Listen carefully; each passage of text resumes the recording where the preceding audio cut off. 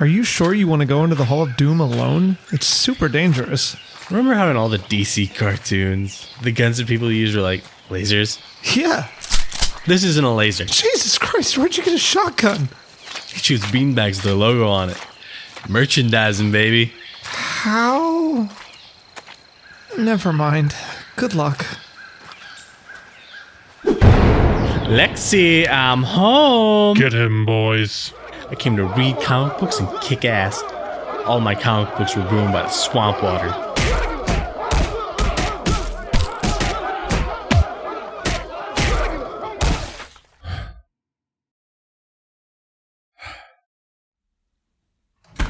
Hey, brother.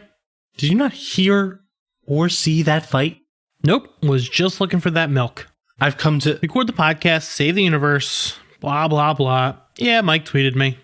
All we needed to do to get you to come back to the side of good was to tweet you. Oh, yeah. I thrive on that social validation. Who's gonna clean up this huge mess? Oh, Scarecrow's the janitor. That fucking nerd. Nobody ever respects old Scarecrow.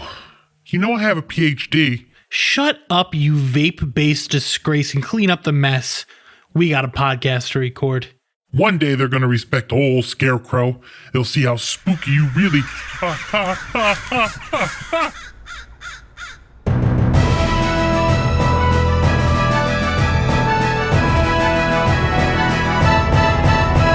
It's a bird. It's a plane. No, it's the Supersons. And this is the first time we're recording a normal episode in over a year.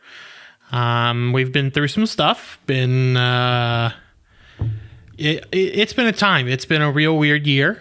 But we're here. We're going to record the episode. And that's it. I'm Dan.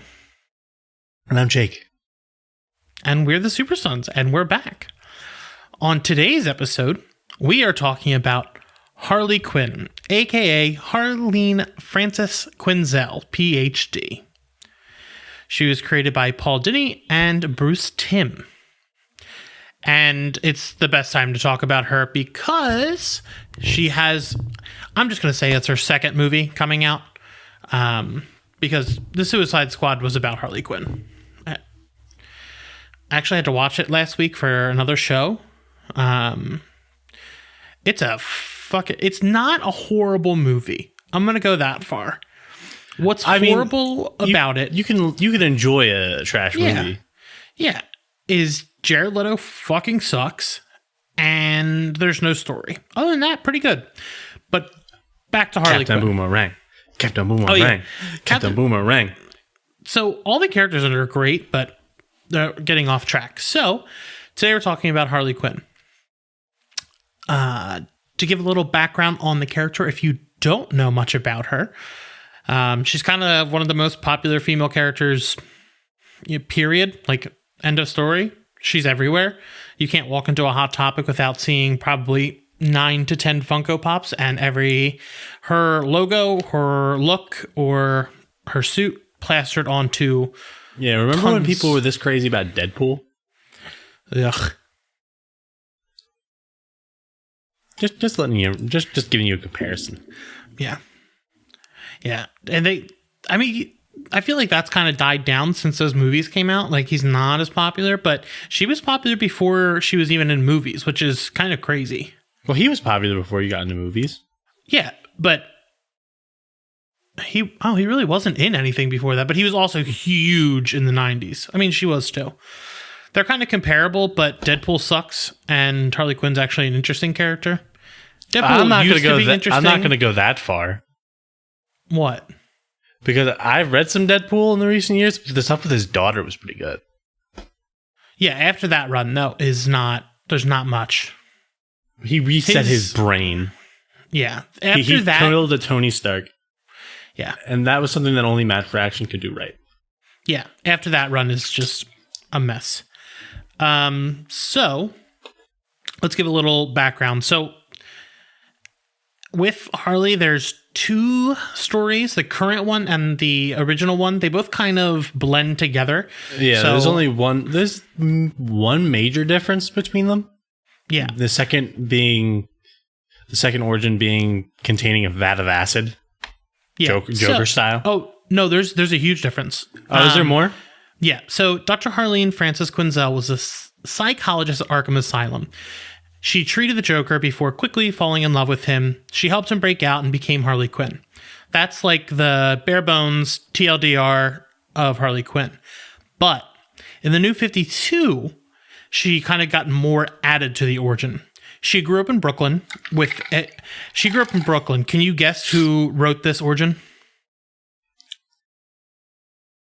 I don't know, Dan. Who could it be? Jimmy and Amanda. Jimmy Palmiotti and Amanda Connor have pretty much taken the character from what she was and reinvented her almost entirely. They've moved her past all of the Joker stuff, but we'll get into that. They took her, so her journey led her from the big areas that the Brooklyn, and led her all the way down to South Jersey. Got it. Yep, and then back to Coney Island. So she did have that arc, didn't she? She's still there in Brooklyn. I don't know if she's there currently. I haven't read any of Sam Humphrey's run yet. But so she grew up in Brooklyn with a big family. And from a young age, she was kind of disturbed. Like you see her setting an animal on fire. Her first love actually killed a bully for her because he asked who would she kill if she could kill one person. I was like, yikes.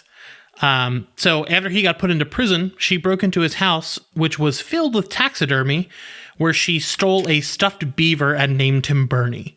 Bernie is a stuffed beaver that is always with Harley Quinn. I figured we cover that because it's also in the movie and it's fucking hilarious. So when she actually got to Arkham this time, she decided to do sort of an experiment, quote unquote, and put herself into the asylum. Like she was an quote unquote inmate undercover trying to learn more about all these peoples, but Joker figured it out. They fell in love again. And then he brought her to the vat of chemicals where he was created. And it doesn't show her jumping in, but it looks like he pushed her. But we also find out in the show and some other places that she was the one who jumped. So she did it. But after that, it's issue 20. All right, I'll give you Secret Origins number 4 is where her new origin is. And Harley Quinn New 52 issue 25 is where she confronts Joker for the first time since they were quote unquote separated. And she kicks the shit out of him. She basically says, I'm my own person. Fuck you. All the stuff you did was bad. You're manipulative. And I've moved on to understand that there's way more important things than you, like family, friends, and doing right. Which is awesome because that's kind of how the character is now. That's why she sort of has the Deadpool feel now. She's not really a hero or a villain. She's in the middle, but she's something else. Yeah. So we chose this because, the Harley Quinn show just premiered and the movie's coming out. So we wanted to give people a chance to get in for a little bit more. And those hashtags, guys. In those hashtags. Yeah. Oh, yeah. It's called an SEO. Search engine optimization. That means people will be able to find us easier when we have something about a character that's in the know. But I also have, I've really gone hardcore into Harley Quinn over the past year. I just really enjoyed the one run I was talking about. Harleen came out, the show came out, and I realized, wow, the Joker kind of sucks. Harley Quinn's way more interesting. So. Which is a huge departure from your original belief. Yep. I grew up. It's like when people love Rorschach and then they grow up and they're like, oh, wait, he's a horrible Nazi man. Yeah, there's a lot of stuff. But then again, he's supposed to be a bad person. Yeah. Oh, yeah. Well, so is the Joker. But there's going to be so many Joker things coming out now. All right. So we are covering Harley Quinn Season 1, Episode 1, Till Death Do Us Part. It was directed by Juan Jose Meza Leon and written by Dean Lorey and Patrick Schumacher? Yeah, Schumacher. Dean Lorey was actually a producer on Arrested Development, which I texted Jake earlier. Dan, we haven't talked in a year. What are you talking about? Oh, yeah. Whoops. Whoop. The voice cast for this is out of this world. It's so good. All of DC's voice acting is powerhouses. It's something they really, really excel at is voice acting. So we've got Kaylee Cuoco from The Big Bang Theory is Harley, and she's an executive producer on the show as well. I thought I'd mention that. Lake Bell is Poison Ivy. Alan Tudyk is the Joker and Calendar Man, and he's also Clayface later in the series. I wrote here that one day we should interview Alan Tudyk because he's been in multiple DC projects. So, But then I'm just going to have to ask him to say a leaf on the wind. You know? yeah, but then he would die. Yeah, I don't want that to happen. Damn, we can't do that. We can't kill Alan Tudyk. Diedrich fucking Bader. Oh, yeah, the best. The best Batman. Kevin Conroy's the best Batman, but other than him, I love Diedrich. Maybe it's because Kevin Conroy's gotten to do it more, but I think Diedrich is my favorite. I like Diedrich a lot more for things that have comedic moments. He's got pretty good. He's got good timing. Yeah. But for the most part, this cast is a lot less voice actor. Oh, and then you've got Jim the Dean Rash as the Riddler. You've got JB Smoove as Frank the Plant. JB Smoove is Larry David's roommate from Curb Your Enthusiasm. Jake doesn't watch, but I tried to watch it. I was just like, this is for somebody. JB Smoove is fucking hilarious. And he's just himself, like always. He was himself in Spider-Man. He's himself in this. He's just a funny, funny dude. And then Christopher Maloney, who is Commissioner Gordon. But most people know him from Law & Order SVU, where he was like the main character for years. And now he's, Commissioner Gordon. And this Commissioner Gordon is actually hilarious. So, with all of that, let's start talking about the story. All right.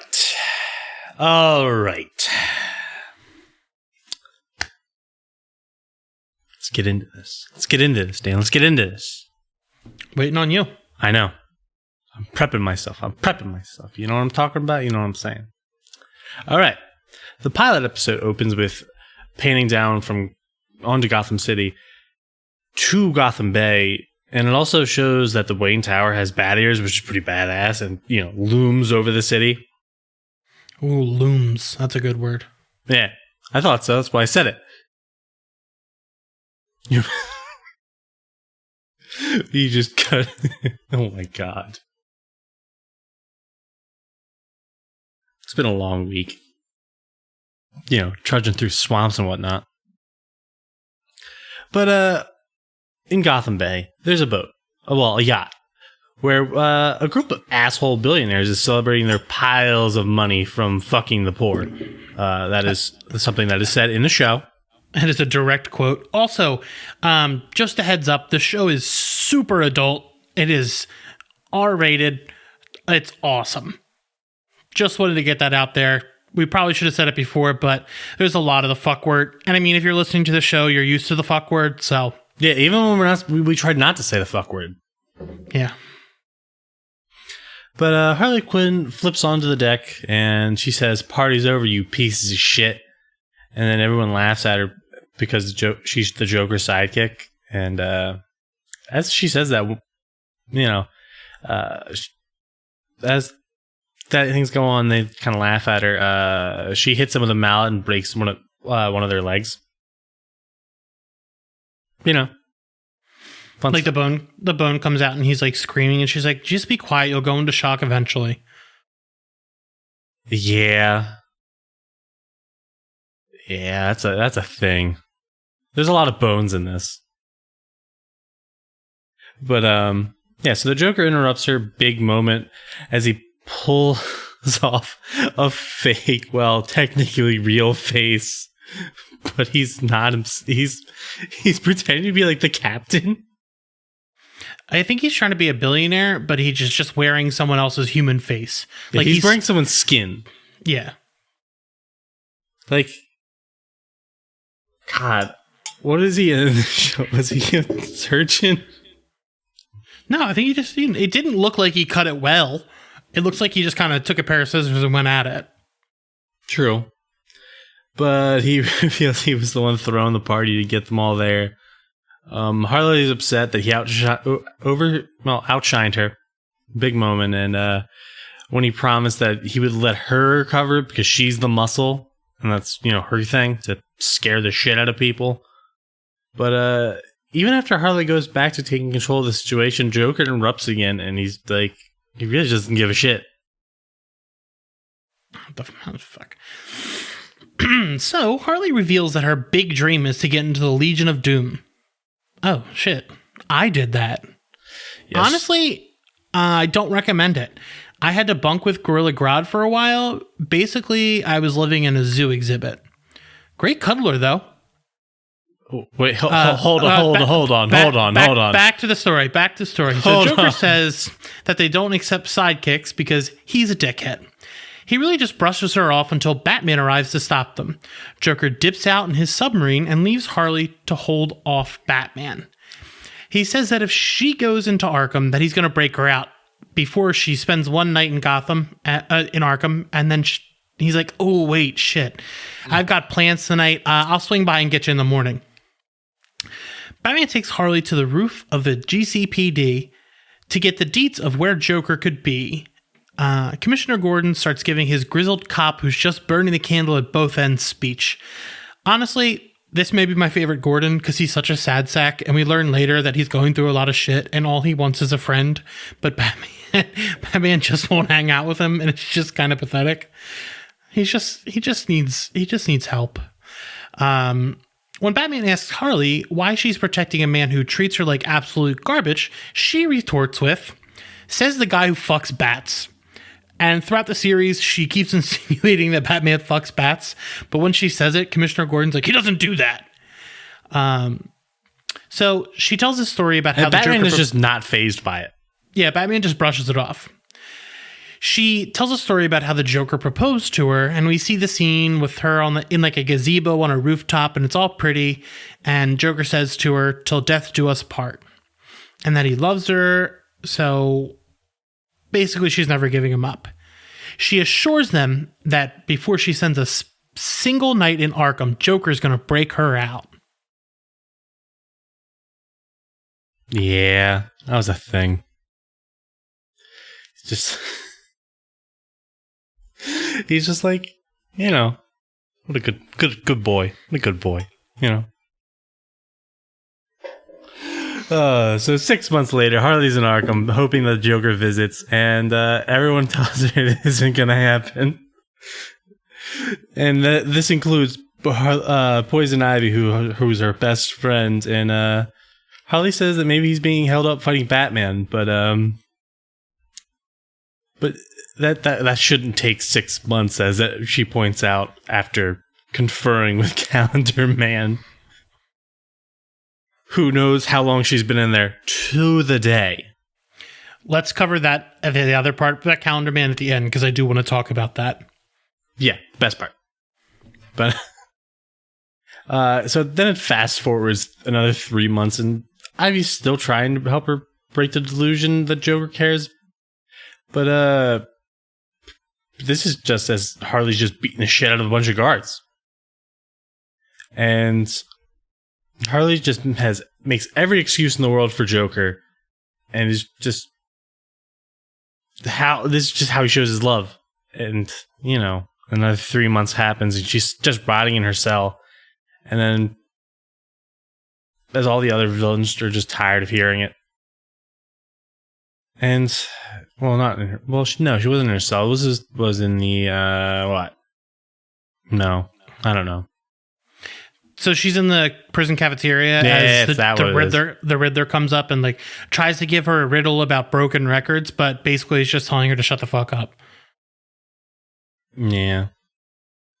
Then she has a moment of clarity before being jailbroken by who she thinks is the Joker, but it's actually just Ivy, who's like, "Hey, let's go." And she knocks her out because she thinks she's not going to come with her. Yeah, she's just gonna stay in prison for Joker. Yeah. Harley wakes up in Ivy's apartment and meets the best goddamn character ever created, Frank the Plant, who sort of ate the kid that has been watering the plants in Ivy's apartment. His parents. She's pretty pissed off about it, and she goes, what if his parents come looking for him? And he goes, I don't think they will. And he throws them up too. Ivy explains how Harley was actually the person who helped her in therapy because she only likes plants and she hates people. But Harley made it so she's able to be around people. She still hates them, but she can be around them and kind of function in society, which is kind of cool, and because they're best friends, quote unquote. Ivy shows a picture of them from when Harley was her doctor. And back then, well, I'm just going to call her Harleen, so because she pops up a few times. When she shows her the picture, Harleen starts telling Harley the symptoms of a patient that she's treating. And Harley goes, oh yeah, she has abusive codependency, and she needs to realize that she has to get away from this relationship if she's going to, oh wait, we're talking about me, aren't we? So Harley and Ivy go to Joker's hideout, where she tries to stand up for herself to break up with him. Joker, being the manipulative fuck that he is, turns it on her and acting like he planned to do this to keep her safe from the people trying to hurt him. He twisted in her mind, and they start making out, and she says, Ivy, you better leave now before it gets weird quick. So also, something that I noted is Joker, anytime he talks, he says shitty things about people that she cares about to kind of break her down. He calls Ivy an awful friend just to alienate her a little bit more and pull her back into his arms. Yeah, that's a lot. It's a lot. Like you be like, oh, they actually went all in on that. Mm-hmm. Like they not only did their research into that, but like. Oof. Yeah, and that's why I really wanted to cover this, because it kind of gives you a bite-sized recap of everything that's gone on in the past. She's 25, 20, she's almost 30, right? She's almost 30 years old as a character. Something like that. Yeah, it gives you a good bite-sized thing on what's going on. Also, this first episode is on YouTube still, I think, and I know they showed it on TBS. So if you don't have DC Universe, it's actually they showed accessible. it on TBS? Yeah, TBS is owned by Warner. They showed this on TBS. I mean, it was probably heavily censored, but yeah, it was on TBS. What? Yeah. It was like an event to like get everybody to watch it. Oh my god. TBS. Yeah. I guess if you can get away with showing American Dad. I always forget sometimes that they own American Dad. No. Yeah, and it just got renewed for 2 more seasons. Like I love American Dad, but like who's still watching it? Yeah. But meanwhile, back at GCPD, Gordon is flipping the bat signal on and off, just being sad until Batman arrives. I think he says on and off, just like life. He says something really depressing about death, and you're like, Jim, Jesus Christ, go home. Yeah, it kind of reminds me of Earth One Bullock. Oh yeah, where he has a drinking problem. Yeah, because he's just broken. Yeah. Well, we find out later that Jim is going through a divorce, and like he has nobody to talk to, and she's taking the kids because he's alienated himself from her doing his work. And well, I haven't seen that episode yet. Oh, well, surprise. You're a dickhead. It's in the rest of the episode, and the friend that he finds is heartwarming. Well, yeah, so he's, turns out the Riddler's on the loose and has a riddle that's so funny that it'll make people's head explode. People actually believe he has a riddle that will make their head explode because it's that funny. No other reason. Yeah, that's it. That's his big plan. Dan, when was the last time you found a riddle funny? I try to avoid riddles because I avoid thinking, so just in general, it's my choice. Well, that says also, I fucking hate the Riddler. I really do. I don't like Face tattoo Riddler. I don't like any Riddler. I just don't like his bit. I really hate Mutton Chop Riddler. Like, if I had the chance to, like, beat the shit out of him with his cane, I would, because fuck Riddler. I just don't. Fuck him. Fucking. There's an issue of the question where it's kind of just like, oh yeah, Riddler, you're a sad sack. Yeah. I think the Joker says his superpower is just being annoying, like aggressively annoying, something like that. Yeah. And the Joker's just real angry about this and how everyone thinks, because for some reason, everyone thinks in this universe thinks the Riddler's funnier than him. It's the Dean. I am the Dean, and my hands are so clean. And now I am stapling. God, as long as there's no Dalmatians in that show, I think it'll be okay. Oh, I hope this doesn't awaken anything in me. Sorry. If you haven't watched Community, just do it. It's not DC Comics related, but it's just a funny show. I'm pretty sure Abed is Batman. So oh yeah. Yep, DC canon. Yeah. So it's fine. We can endorse it all you want. And Joel McHale, Starman. Yeah, Starman. Granted, I got some comments about that, but I don't. Yeah, we can talk about that at the end. Let's just keep going. Oh yeah, we didn't do news. We didn't do what's new. Damn, we didn't do what's new in the beginning of the episode. Yeah, we can't have any news because I've been trying to kill the superheroes, not read about them. I don't even know who you are anymore. It's been a dark time. Let's go. So, So Harley asks if she can kill the Riddler and can they still have date night, And so she goes to his He has Sphinx. It's like a Sphinx pyramid in the middle of Gotham. And she's like, no wonder people always catch people like us. Yeah, so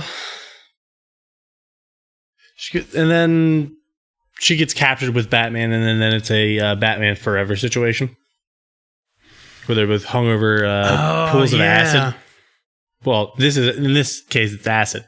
In that case, it was pits to doom and over the water, like a big pit with like spikes in the bottom, like just naturally occurring. Like, is it stalagmites or stalactites? I don't remember which one's on the bottom.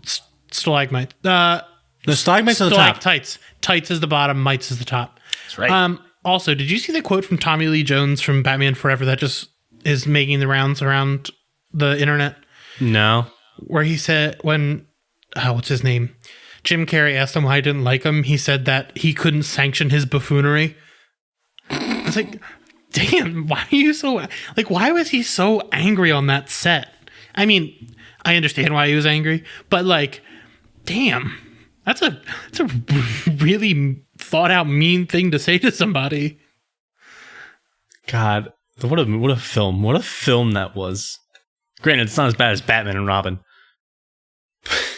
Oh man, we should cover that. Oh no. It's eyes to meet you. You're writing it. I have not seen, I don't think I've seen that movie since I can't tell you the last time I saw that movie. I just say elementary school. Yeah, who was like, oh yeah, you know who would be great for Mr. Freeze, a really in-depth character who's really sad about loss? Yeah, Arnold Schwarzenegger. Let's just get him in here. Kindergarten Cop, Terminator? Twins. Twins. He got in on Danny DeVito's recommendation. I hope that's true. Oh, yeah. Arnold, I can set you up. The only reason Arnold Schwarzenegger was Mr. Freeze is because Danny DeVito thought it would be funny. Of course. All right. Let's talk more about this. Yeah, they're both hung over the baths of acid. And Harley says that if the Joker finds out he's going to come to save her, the Joker shows up in the middle of the Riddle brain exploding bit. Turns out it was a lie. As Riddler confirms the Joker, and then Joker's like, oh, thank God. And Riddler gives Joker a choice to save Harley or Batman, and Joker just starts laughing in the now my second favorite type of laugh of DC Comics. What is your second favorite type of laugh? Joker laughs. My first. What's your first? Booster Gold. Because he goes, "Bwah!" Like Wario? Yes, he goes, "Bwah." That's how he starts every laugh. I mean, both of them have a pretty similar color. Like, they're both pretty yellow. So Booster Gold is Wario. Basically. Loves money. No, fame. he pretends to be Wario, but he's actually Mario. I don't think Mario's. And then Mario's great. No. And then everybody, all the other superheroes, like especially fucking Green Lantern, Hal Jordan, treats him like he's Luigi. Wow, what an in-depth character! You can compare him to so many different Mario characters. But he also can take down. If there was a Bowser in the DC universe, I'm guessing it'd be Deathstroke because he doesn't take down Deathstroke at one point. I mean, doesn't he get beat by Doomsday? No, that's Big Cat Bowser. That's a different thing. Right. So he's a rabbit if we're going by the Mario. What the fuck? All right. Did you say that Joker chose Batman because he loves him? Yeah, but that's not how he frames it. He frames it as he can't have Riddler getting the credit for killing Batman. It's because she wants to stoop him. So, as Harley falls into the vat of quote-unquote acid, she has a vision of Harleen again, who tells her that the proposal that she talked about earlier wasn't exactly as she remembered it. It was actually him saying, "Till death do us part," as he handed her a grenade. But he was talking to Batman, who was behind her. She realizes that the Joker really loves Batman and not her. She's pulled from the bath. The man who fucks bats. She gets pulled from the bath, but it turns out it's actually just margarita mix. Ivy set this all up with the Riddler to thank her for escaping from Arkham. They actually have a back and forth about how hard it was to get all the margarita mix and how she should have just gone to Costco. But it's really not cost effective if she doesn't go to Costco more than once a month. But she wouldn't get there every other month. No, she goes once a year, not a month, a year. Yeah, once. Yeah, so it doesn't. It would be cost effective if she went once a month. Yeah, I said not. She doesn't go once a month, so it's not effective. Like it's just not worth. It's just not worth it to have a Costco card at that point. Let us know via Twitter or Instagram if you have a Costco card. And can we borrow it? We're gonna dig a hole in the backyard and fill it with margarita mix. Whew, all right, so turns out Ivy set this whole thing up to show Harley that Joker doesn't love her because it's the only way she could actually show it to her is through the extreme. Ivy tells Harley that she loves her in a hard to articulate way. Quote unquote best friends. She says that now she can live for herself because she doesn't need the Joker, and honestly she could do whatever she wanted because she's smart enough and she's good enough to be whatever she wants. Joker sends a singing, he's like a singing telegram goon who explodes as an apology. So they're covered in blood, and she's like, fuck this, I'm going to do my own thing, I'm going to have my own capers, and she's going to kidnap the mayor and get a highway named after her. So she's really just like, fuck him, I'm doing my own thing. Yeah, I mean, if you then, what's the best highway you can think of? Best street? Street? Yeah. Best name so you can think of. There's a neighborhood near us. There is a correct answer. Well, so there's a neighborhood near you, Jake, that every street named is named after a Chronicles of Narnia character. Like the whole neighborhood is like Aslan Way and all that shit. I always thought that was cool. I don't give a shit about Chronicles of Narnia because I'm not into veiled Jesus allegories. Unless it's Superman. Yeah. God, I want to watch Man of Steel. I've been thinking about them a lot this week. Roman Coke is a pretty cool name. I like that road. If I had to rename a road, I'd probably rename the Bay Bridge. What would you name it? Bridgie McBridgeface. All right, that tracks. Yeah. The correct answer was Dragon's Run. Oh, yeah, in Delaware? Yeah, dude. It's fucking patrolled by helicopter. It is. Fucking bitching. And then there's that other street where we had the accident. With the hot dog place where they don't wear gloves. But they don't wear gloves there. Yeah, that's a very specific thing. On the window. Wait, it says that? Yeah, in the window, there's a sign that says, we have a quote unquote, high enough ranking, like, whatever hygiene it is that they don't need to wear gloves, which is, honestly, no, that's not how germs work, but fuck it, whatever, it's a hot dog. If you're going to get hot dogs, you're not looking for, like... I don't know. I'm kind of into hot dogs recently. I'll be honest with you.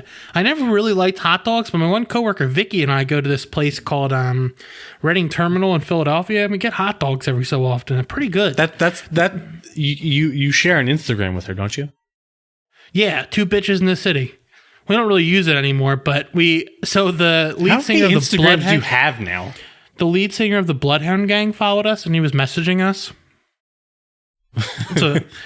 Just dance stuff. All right, let's get back to Harley Quinn.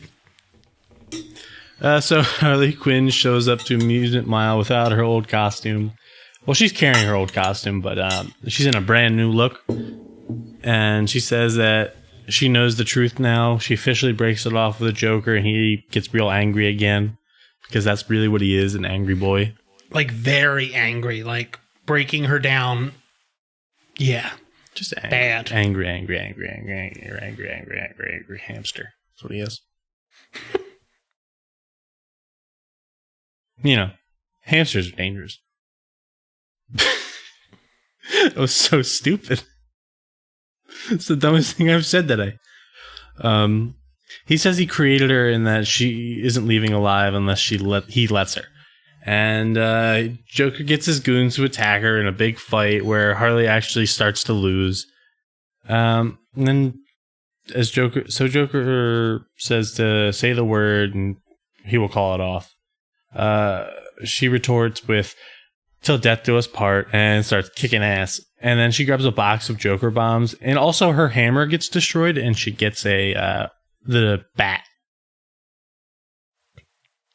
Yeah, the bat's awesome. Yeah. It's kind of better than the mallet.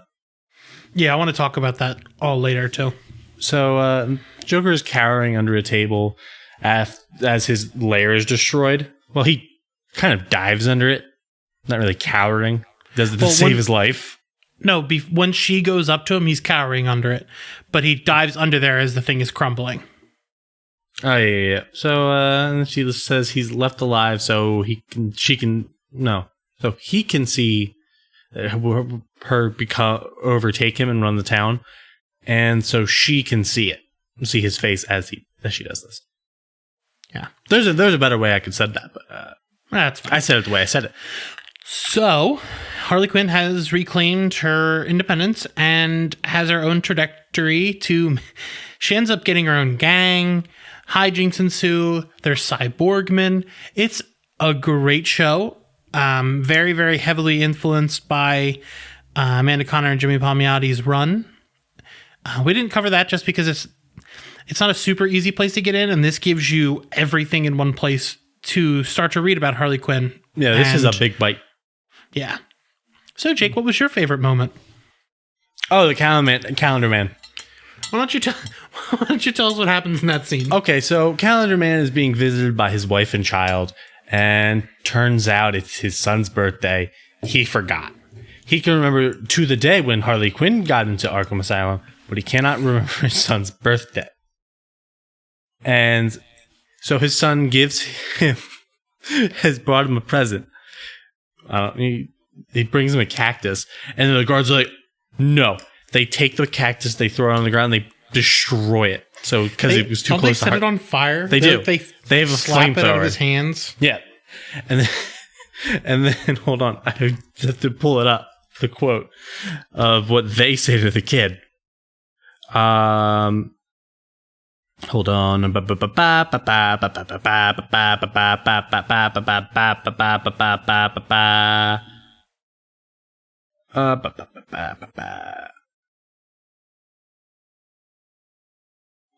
Hold on.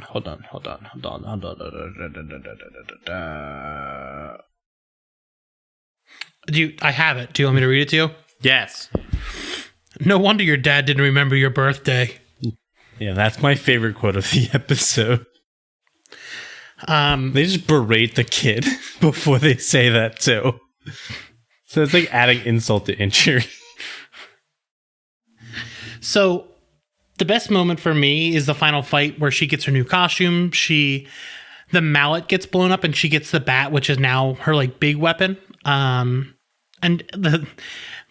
think she bats one of the bombs up and like light twinkles in onto her. And it's kind of like, yeah, you have a brighter future now that you got this fucking scumbag out of your life. Like you're so much better than this. And she finally realizes it. It's a really cool moment because they'll talk about it later, about redefining your origin. And I think it's a really cool concept, especially that this character has really been redefined and hasn't gone back. Like there's been no reversion of her progression, which usually you do get in comics. I was talking to Jake about it earlier. I think it's really important that this character has grown out of an abusive relationship into her own independent thing. And it's just a really good comic and a really good character to follow. But my favorite quote, let's take away from the depth that I was just having.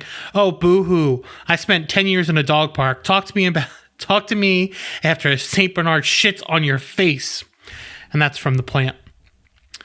So if you're looking to get into Harley Quinn, the show is a great place to go.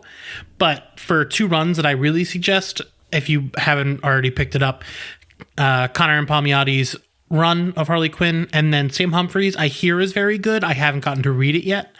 And then Harleen. Harleen is under the Black Label. It's a retelling of her origin. It's pretty graphic, but it's very, very, very well done. It's beautiful. Very good Batman work. And I can't. Seption Tabak. I had to look it up how to pronounce it, and I still get it wrong, but I'm sorry. If I get it wrong, you are more than welcome to come on the show. Yep. Please do come on the show and correct us. You could even yell at us. Yeah, he is incredible. He does such good work.